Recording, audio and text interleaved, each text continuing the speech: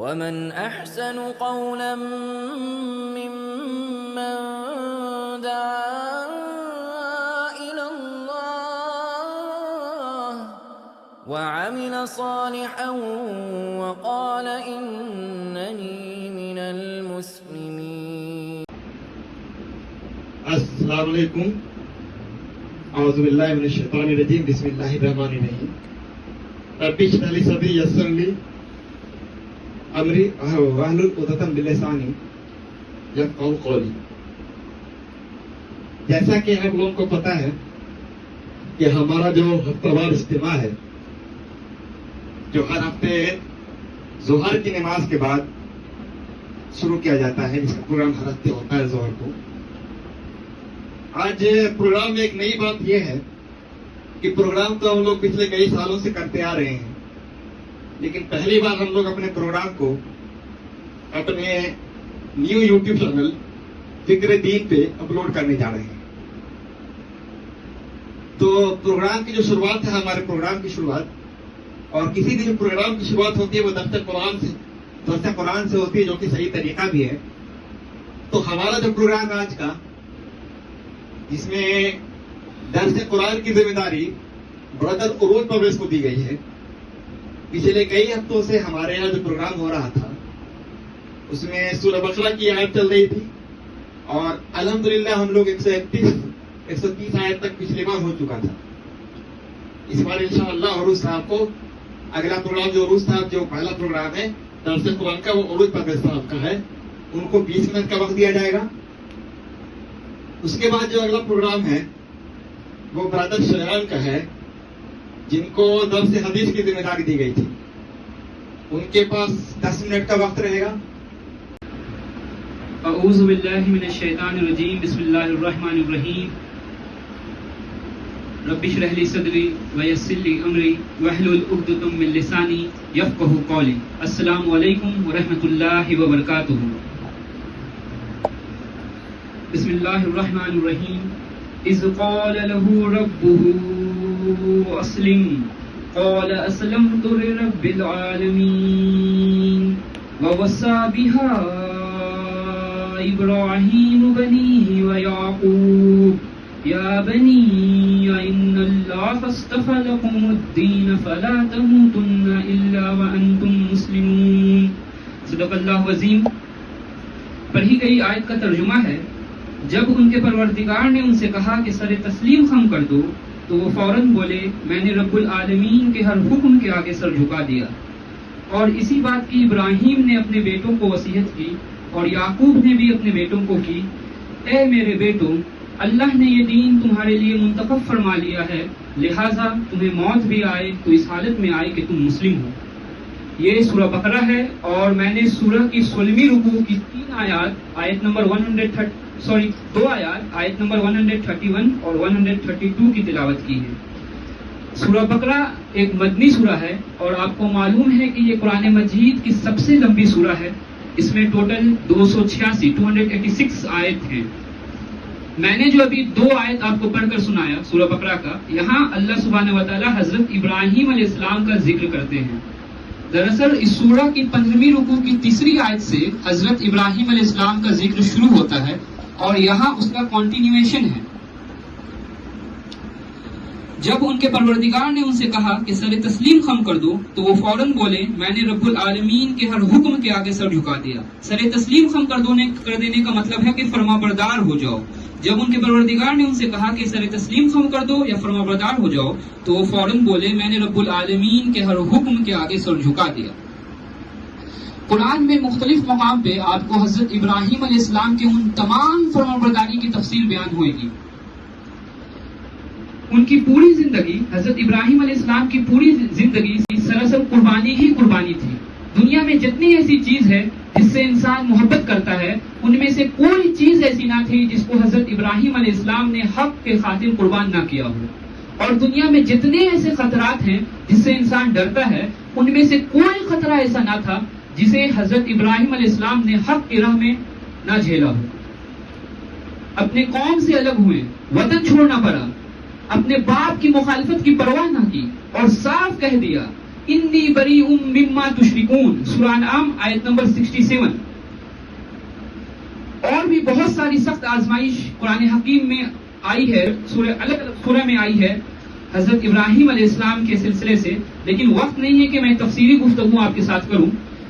مختصراً یہ کہ میں نے جو ابھی پہلی آیت آپ کے سامنے پڑھی، آیت نمبر 131، جب ان کے پروردگار نے ان سے کہا کہ سر تسلیم خم کر دو، اذ قال له ربه اسلم، جب ان کے پروردگار نے ان سے کہا کہ سر تسلیم خم کر دو، قال اسلمت لرب العالمین، تو وہ فوراً بولے میں نے رب العالمین کے ہر حکم کے آگے سر جھکا دیا۔ اللہ سبحانہ و تعالیٰ نے جب انہیں کہا کہ اے ابراہیم تیار ہو جاؤ، حضرت ابراہیم علیہ السلام نے فرمایا لبیک اللہم لبیک، I submit and submit again, یہاں تک کہ سورہ الصافات میں آئے گا آپ کو کہ اللہ سبحانہ و تعالیٰ نے فرمایا کہ اپنے بیٹے کو قربان کرو، حضرت ابراہیم علیہ السلام تیار۔ ایک چیز یہاں پہ نوٹ کرنے کی یہ ہے کہ حضرت ابراہیم علیہ السلام 87 سال کے عمر تک اپنے بیٹوں کے لیے دعا کرتے رہے کہ اللہ سبحانہ و تعالیٰ مجھے بیٹا دے دیے، 87 سال تک بے اولاد رہے۔ اللہ سبحانہ و تعالیٰ نے 87 سال میں 87 ایئرس میں ایٹ ایج آف 87 حضرت ابراہیم علیہ السلام کو حضرت اسماعیل علیہ السلام دی۔ اب وہ بیٹا 13 سال کا ہو گیا تھا، حضرت اسماعیل علیہ السلام 13 سال کے ہو گئے تھے۔ اس وقت حضرت ابراہیم علیہ السلام کا عمر 100 سال تھا، 100 ایئرس تھا۔ اس وقت حضرت اسماعیل علیہ السلام حضرت ابراہیم علیہ السلام کے بازو بن گئے تھے، اور حضرت ابراہیم علیہ السلام ضعیف ہو گئے تھے، 100 سال کے ہو گئے تھے۔ 100 سال کے عمر میں انسان اپنی زندگی کو کنکلوڈ کر دیتا ہے، لیکن دس از دا پاور آف ایمان، یہ ایمان کا پاور ایسا تھا کہ اللہ سبحانہ سورہ صافات کی بہت دردناک آیت ہے، آیت نمبر 102 جب پڑھیں گے اللہ سبحانہ و تعالیٰ وہاں فرماتے ہیں کہ جس وقت اسماعیل چلنے پھرنے کی عمر میں پہنچا میں نے ابراہیم کو خواب دکھایا۔ کون سا خواب؟ وہی خواب کہ جس کی وجہ سے حضرت ابراہیم علیہ السلام نے اپنے بیٹے کو جا کے قربان کرنے کے لیے چلے گئے تھے۔ تو یہ ابراہیم تھے علیہ الصلوۃ والسلام، خلیل اللہ، اسماعیل تھے ذبیح اللہ، اور ہمارا کیا حال ہے؟ لیکن یہ جان لیجئے کہ اگر قرآن مجید کو پڑھتے ہوئے ساتھ ہی ساتھ آپ اپنے آپ کو نہ تولیں تو وہ قرآن مجید پڑھنا آپ کے لیے بیکار ہو جائے گا۔ یہ سمجھ لیجئے، یہ سمجھنا چاہیے انسان کو قرآن مجید کو پڑھتے وقت کہ وہ انسان خود مخاطب ہے قرآن مجید سے۔ ہم لوگوں کا حال کیا ہے؟ ہمیں جب اللہ سبحانہ و تعالیٰ کی کوئی حکم پتہ چلتی ہے، کوئی احکام پتہ چلتا ہے، تو ہم دنیا کے فائدے اور دنیا کے نقصان کو دیکھتے ہیں، لیکن حضرت ابراہیم علیہ السلام نے کچھ نہ سوچا کہ کیا فائدہ ہوگا، کیا نقصان ہوگا، لوگ کیا کہیں گے، کہ یہ دیکھو پاگل ہو گیا ہے کہ اپنے بیٹے کو ذبح کرنے کے لیے نکل گیا، اپنا وطن چھوڑ دیا، قوم سے الگ ہو گیا، یہاں تک کہ اپنے باپ کو اپنا مخالف بنا لیا۔ نہیں، یہ اللہ کا حکم ہے، بس یہ کافی ہے کہ یہ اللہ کا حکم ہے۔ اب ہر انسان کو چاہیے کہ اپنے اندر خود جھانکے، خود اپنا سیلف انٹروسپیکشن کرے کہ ہم قرآن مجید کے کتنے احکام کو، قرآن مجید کے کتنے حکم کو جانتے بوجھتے، علم ہے کہ یہ چیز قرآن کہتی ہے لیکن ہم اس کے خلاف کام کرتے ہیں۔ کس مسلمان کو یہ معلوم نہیں ہے کہ سود لینا حرام ہے؟ لیکن آج ہمارے معاشرے میں سودی کاروبار تو بالکل عام ہے۔ کس مسلمان کو یہ معلوم نہیں ہے کہ ظلم کرنا حرام ہے، ظلم کرنا کتنا بڑا گناہ ہے؟ لیکن آج مسلمان اپنے مسلمان بھائی پہ ظلم کر رہا ہے، اس کا مال چھین رہا ہے، اس کی جائیداد چھین رہا ہے، نہ جانے اور کتنی طرح کے ظلم کر رہا ہے۔ تو لہٰذا ہمیں چاہیے کہ ہم ان ہستیوں سے سیکھیں، حضرت ابراہیم علیہ السلام اور حضرت اسماعیل علیہ السلام سے سیکھنا چاہیے کہ ہم لوگ اپنی زندگی کو سراسر اللہ سبحانہ و تعالیٰ کے لیے وقف کر دیں۔ اور ہم حیران تو یہ ہوتے ہیں کہ انسان ظلم کر رہا ہے، انسان سود کر رہا ہے، انسان ایک وقت کا نماز نہیں پڑھ رہا، اور لوگ بڑے شان سے کہتے ہیں کہ ہم تو مسلم ہیں۔ کیا یہ کہنے سے پہلے کبھی کسی نے یہ سوچا کہ مسلم کا مطلب کیا ہوتا ہے؟ اللہ نے جو مسلم لفظ لایا اس کا مطلب کیا ہے؟ مسلم لفظ عربک ورڈ اسلم سے آیا ہے، جس کے معنی ہوتے ہیں ٹو سبمٹ یور ول، اپنی خواہش کو کسی اور کے سپورٹ کر دینا، اپنی مرضی کو کسی اور ہستی کے سپورٹ کر دینا۔ اسی کا نام اسلام ہے کہ ایک انسان اپنی خواہش کو، اپنی مرضی کو اللہ کے سپورٹ کر دے، اللہ کو اپنے رب العالمین پروردگار کی حیثیت سے مان لے اور خود اپنی بندگی کی حیثیت کو مان لے. اسی کا نام اسلام ہے. تو ہمیں چاہیے کہ ہم اللہ سبحانہ و تعالیٰ کی جتنی باتیں ہیں اسے مانیں، اور آج سے اس چیز کا ہر اس چیز کو چھوڑ دیجئے جو آپ کے رب کو پسند نہ نہیں ہے. ہر اس چیز کو چھوڑ دیجئے جو آپ کے رب کو پسند نہیں ہے. کیسے پتہ چلے گا ہمارے رب کو کیا پسند ہے کیا نہیں پسند ہے؟ What is the source? Source کیا ہے کہ ہم جانیں کہ ہمارے رب کو کیا پسند ہے؟ دس قرآن از دا سورس. ذالک الکتاب لا ریب فیہ ھدی للمتقین. This is the book in which there is no doubt and a guidance for those who are al-muttaqin. تو لہذا میں نے وقت لے لیا ہے. اگلی آیت کی تفسیر آج پاسبل ہے نہیں. مختصراً یہ کہ ہر اس چیز کو انسان چھوڑ دے جو اس کے رب کو پسند نہیں ہے. آج سے آپ ہجرت شروع کر سکتے ہیں. آج سے آپ جانچیے کہ ہماری زندگی میں کتنی ایسی چیز ہے جو خلاف شریعت ہے. ہم کتنے ایسے احکام کو اللہ سبحانہ و تعالیٰ کو توڑ رہے ہیں، چھوڑ رہے ہیں، اور اپنے نفس کو اور ان ساری چیزوں کو مان رہے ہیں. لہٰذا اپنے آپ کو بدلنے کی ضرورت ہے، اور ہمیں ان ہستیوں سے سیکھنے کی ضرورت ہے جنہوں نے صرف ایک خواب دیکھ کر سورہ صافات میں جب آپ پڑھیں گے آیت نمبر 100 102 کنٹینیوس، تو پتہ چلے گا صرف ایک خواب دیکھ کے حضرت ابراہیم علیہ السلام، اور یہ نہیں تعویل پیش نہیں آ رہی، یہ تو خواب ہے. وہ جانتے تھے کہ انبیاء کا خواب حق ہوتا ہے، وہ بھی ایک فارم کا وحی ہوتا ہے. تو ڈائریکٹ فوراً چلے گئے ذبح کرنے کے لیے. اور بیٹا بھی اسماعیل ذبیح اللہ، وہ بھی اللہ سبحانہ و تعالیٰ کے کتنے مسلم تھے، کتنے فرمانبردار تھے کہ دونوں چلے گئے اپنے بیٹے کو ذبح کرنے کے لیے. اور آج ہم سے صبح کی فجر کی نماز میں اٹھا نہیں جا رہا ہے. آج ہم سے سود نہیں چھوڑا جا رہا ہے. آج ہم سے جو بیسک رولز ہے، جو بیسک پرنسپلز ہے اسلام کا، جو فنڈامنٹل پرنسپل 5 بیسک پلرز ہے، اس پہ عمل کرنا ہمارے لیے دشوار ہو گیا ہے، اس پہ عمل کرنا مشکل ہو گیا ہے. تو کس طرح سے اللہ سبحانہ و تعالیٰ کی مدد ہم پر آئے گی؟ کس طرح سے ہم کہیں گے اللہ سبحانہ و تعالیٰ کو؟ کس سینس میں ہم کہتے ہیں کہ ہم مسلم ہیں؟ کیا مسلم صرف کپڑے پہن لینے سے ہو جاتے ہیں، کرتا پاجامہ پہن لینے سے، یا کھان پان سے انسان مسلم ہو جاتا ہے، یا اس کے گھر میں پیدا ہو مسلمان گھروں میں پیدا ہو جانے سے مسلم ہو جاتا ہے؟ نہیں. یہ آیت بہت اہم ہے، بہت ہی جامع آیت ہے. یہ آیت اتنی امپورٹنس ہے کہ ایک سنگل آیت حضرت ابراہیم علیہ السلام کے کمپلیٹ لائف کو ایکسپلین کر دیتی ہے. اذ قال له ربه اسلم، جب اس کے پروردگار نے اس سے کہا کہ ابراہیم مسلم ہو جاؤ، فرمانبردار ہو جاؤ، تابع فرمان ہو جاؤ. قال اسلمت لرب العالمین، وہ فوراً بولے میں نے رب العالمین کے ہر حکم کے آگے سر جھکا دیا. صدق اللہ عظیم. جیسا کہ ابھی آپ کے سامنے سورہ بقرہ کی 131 نمبر کی آیت کا درس برادر عروج صاحب نے دیا، بڑے واضح انداز میں انہوں نے اپنی باتوں کو رکھا. تو ہمیں اس چیز پر غور کرنا چاہیے کہ ہم لوگ اللہ کے حکم کو کس طرح بجا لا رہے ہیں. جب ان کی اتنی پیاری اولاد ابراہیم علیہ السلام کی اتنی پیاری اولاد جس کا ابراہیم علیہ السلام بے صبری سے اس کے لیے دعا کر رہے تھے، اس کی قربانی دینے کے لیے وہ ایک خواب دیکھا انہوں نے، اور ایک خواب پہ وہ اپنے اولاد کی قربانی، اپنی سب سے قیمتی چیز، سب سے پیاری چیز کو قربان کرنے کے لیے تیار ہو گئے.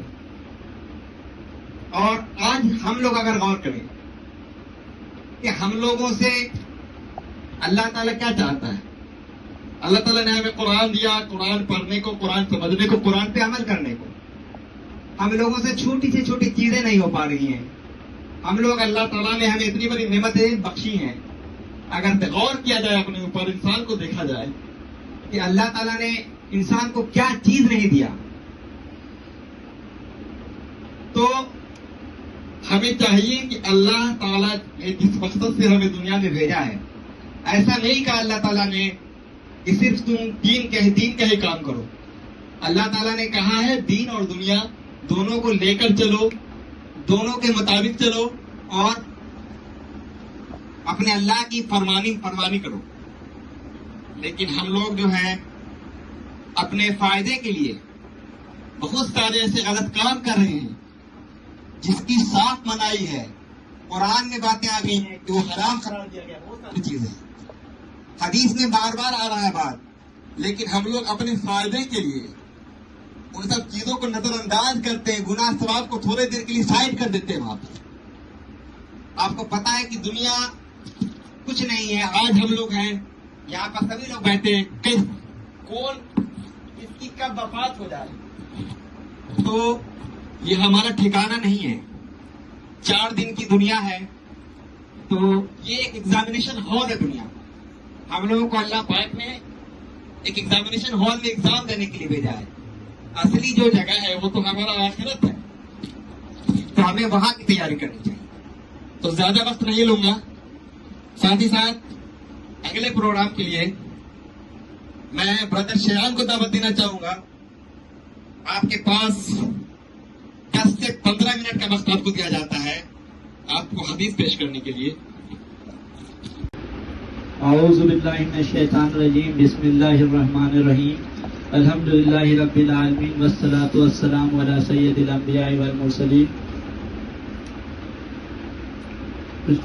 حدثنا اسماعیل بن عبداللہ قال حدثنی ابراہیم بن سعد عن صالح ابن شہاب عن عبید اللہ بن عبداللہ بن عتبہ بن مسعود عن عبداللہ بن عباس اخبروا ان رسول اللہ صلی اللہ علیہ وسلم بعث بکتابہ رجلا وعمرہ ان يدفعه الى العظیم عظیم البحرین فدفعه العظیم البحرین الى الكسرى فلما قرأه مزقا فحسبت ان ابن المسیب قال فدع علیہم رسول اللہ صلی اللہ علیہ وسلم ان یمزق کل ممزق.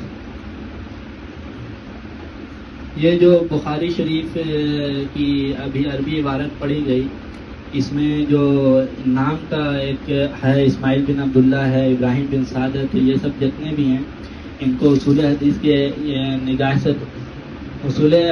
نگاہ سے دیکھا جائے تو یہ سب کو سند کہتے ہیں. اور یہ جو حدیث پڑھی گئی یہ صحیح بخاری کے علاوہ اور بھی دوسرے کتب میں حدیث ہے، جیسے سنن نسائی میں ہے، بہقی میں ہے، اور بھی دیگر کتب حدیث میں یہ موجود ہے. اور یہ جو حدیث پڑھی گئی یہ کتاب العلم کی یعنی علم کے بارے میں بتایا گیا. اور اس کا جو ٹاپک ہے باب ما یذکر فی مناولتی و کتاب اہل العلم بالعلم الی البلدان، یعنی مناولہ کا بیان اور اہل علم کا علمی باتیں لکھ کر دوسری شہروں کی طرف بھیجنا. تو سب سے پہلی بات یہاں پہ جو آیا مناولہ، اس کا مطلب کیا ہے؟ تو مناولہ کا مطلب یہ ہوتا ہے کہ جب کوئی محدث اپنے شاگرد کو حدیث لکھتا ہے، جب کوئی محدث اپنے شاگرد کو حدیث لکھتا ہے اور وہ بولتا ہے، وہ کہتے ہیں کہ اس کو میرے سند سے بیان کرنا ہے. اور دوسرا بھی ہے، پھر مناولہ کا بہت سی قسمیں ہیں. مناولہ بالاجازہ ہے، مناولہ غیر بالاجازہ ہے، اور اس کی بہت سی تفصیل ہے. پھر ایک مکاتبہ ہے، یعنی مکاتبہ مطلب ہوا کہ جو بھی شیخ ہوں یا محدث ہوں وہ علمی باتیں کچھ لکھ کر حدیث لکھ کر بولتے ہیں کہ یہ فلاں جگہ پہنچا دو، لیکن میرے سند سے اس کو نہیں بتانا ہے. دوبارہ اس کا ترجمہ پڑھا جا رہا ہے. اسماعیل بن عبداللہ نے ہم سے بیان کیا، ان سے ابراہیم بن سعد نے صالح کے واسطے روایت کی، انہوں نے ابن شہاب سے، انہوں نے عبید اللہ بن عبداللہ بن عتبہ بن مسعود سے نقل کیا کہ ان سے عبداللہ بن عباس نے بیان کیا کہ رسول اللہ صلی اللہ علیہ وسلم نے ایک شخص کو اپنے خط دے کر بھیجا اور اسے یہ حکم دیا کہ اسے حاکم بحرین کے پاس لے جائے، اور بحرین کے حاکم وہ خط کسریٰ شاہ ایران کے پاس بھیج دیا. جس وقت اس نے وہ خط پڑھا تو چاک کر ڈالا. اور راوی کہتے ہیں کہ میرا یہ خیال ہے کہ ابن مسیب نے اس کے بعد مجھ سے کہا کہ اس واقعے کو سن کر رسول اللہ صلی اللہ علیہ وسلم نے اہل ایران کے لیے بددعا کی کہ وہ بھی چاک شدہ خط کی طرح ٹکڑے ٹکڑے ہو جائیں. تو یہاں پر عبداللہ بن عباس رضی اللہ، اور بھی بہت سے راوی ہیں، تو عبداللہ بن عباس بیان کریں کہ رسول اللہ صلی اللہ علیہ وسلم نے ایک شخص کو اپنا خط دے کر بھیجا تھا حاکم بحرین کے پاس. تو سب سے پہلے بات اعتراض کا بتا دیا جائے کہ اس حدیث پہ بہت سا اعتراض ہوتا ہے. کیا اعتراض ہوتا ہے؟ تو یہ حدیث پہ بہت سے لوگ اعتراض کرتے ہیں کہ اگر خط ہی بھیجنا تھا تو ڈائریکٹ حاکم بحرین کے پاس بھیجتے ہیں، کسی کے تھرو کیوں بھیجوائے گی؟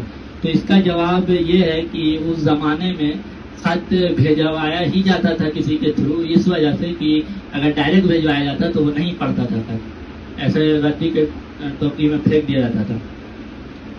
تو رسول اللہ صلی اللہ علیہ وسلم نے جسے خط لے کر بھیجوایا تھا گورنر کے پاس، تو ان کا نام تھا عبداللہ بن حذافہ السہمی. وہ پروفیٹ یعنی محمد صلی اللہ علیہ وسلم کے آفیسر میں سے تھے. اور گورنر جو تھا وہ منذر نام تھا اس کا. تو اس نے جب اہل ایران کے پاس خط لکھ کے اس کے تھرو گورنر کے تھرو وہاں کسرا کو بھجوایا. اہل کسرا ایک لقب ہے، ایران کے بادشاہ کا لقب ہے کسرا. تو وہاں جب بھجوایا تو وہ کیا کیا کہ وہ پھاڑ دیا ان کے خط کو. تو اب یہاں پہ بات ہے کہ وہ کس لیے پھاڑا.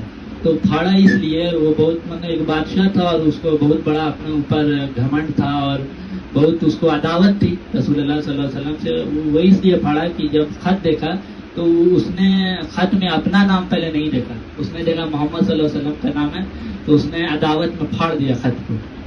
تو جب نبی صلی اللہ علیہ وسلم تک یہ خبر پہنچی تو نبی صلی اللہ علیہ وسلم نے بد دعا کی کہ جس طرح اس نے خط کو پھاڑا اسی طرح یہ ٹکڑے ٹکڑے یہ بھی ہو جائیں. یعنی نبی صلی اللہ علیہ وسلم نے بد دعا کی. اور اس کا جو واقعہ ہے شارحین نے بیان کیا ہے کہ وہ کیسے برباد ہوئے. تو یہاں پہ ایک جو کسرا شاہ ایران کا جو بادشاہ تھا شاہ ایران کسرا، تو اس کا جو نام تھا خسرو پرویز بن ہرمز بن نوشیران نام تھا اس کا. تو وہ اس کا جو بیٹا تھا اپنی ماں کا عاشق ہو گیا تھا. اور جب ماں کا عاشق ہو گیا تھا اس سے بہت اپنا غلط کام کرتا تھا، بےہودگی والا کام.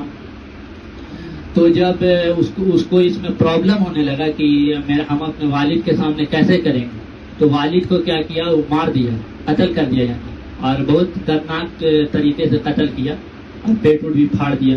تو جب ان کی بیوی جو تھی خسرو پرویز جو تھی، ان کی بیوی شیرین جو تھی، اس کو جب یہ بات پتہ چلا کہ یہ میرے شوہر کو قتل کر دیا ہے، تو وہ مارے غم کے کیا کی، وہ بھی خودکشی کر لی. اور اس کا بیٹا بھی دیکھا کہ ہم لوگوں کے سامنے بدنام نہیں ہو جائیں، تو وہ بھی جو ہے زہر کھا لیا اور وہ بھی اسی طرح سے مر گیا. اور اس کے بعد جب اس کی بیٹی بنی، بیٹی جب حکومت سنبھالی تو اسی طرح تباہ و برباد ہو گئی. اور اسی طرح محمد صلی اللہ علیہ وسلم کا یہ جو بد دعا ہے ثابت ہوئی ہے. اللہ عالم بالصواب. تقبل اللہ منا ومنکم صالح الاعمال. ابھی آپ کے سامنے جو بردر سیان نے صحیح بخاری کی 64 نمبر کی حدیث کا درس دیا، بہت ہی بہترین انداز میں اس کو ایکسپلین بھی کیا انہوں نے. صاف طور سے بات حدیث میں یہ آئی کہ حضور پاک صلی اللہ علیہ وسلم نے جب کسی کو خط بھیجا تھا تو انہوں نے عداوت میں صرف نام دیکھ کر، ان کا نام دیکھ کر اس خط کو پھاڑ دیا تھا. اور خط پھاڑنے جب انہوں نے خط پھاڑا تو حضور پاک نے اسے بد دعا دی. تو ان کی بد دعا کے بارے میں بھی ابھی برادر شاہ نے آپ کے سامنے بتا دیا کہ ان کا پورا خاندان تباہ و برباد ہو گیا. ابھی جو ہمارا پروگرام چل رہا ہے تو اس پروگرام میں اگر آپ کے پاس درس قرآن کے متعلق جو قرآن کا درس دیا گیا یا جو حدیث، اگر آپ کو کسی کو کوئی بات سمجھ میں نہیں آتی ہے تو وہ اپنا سوال رکھیں گے. انشاءاللہ آخری میں اس پر باتیں ہوں گی اور آپ کا سوال ہم لوگ آپ کو بتانے کی کوشش کریں گے، آپ کو جواب دینے کی کوشش کریں گے.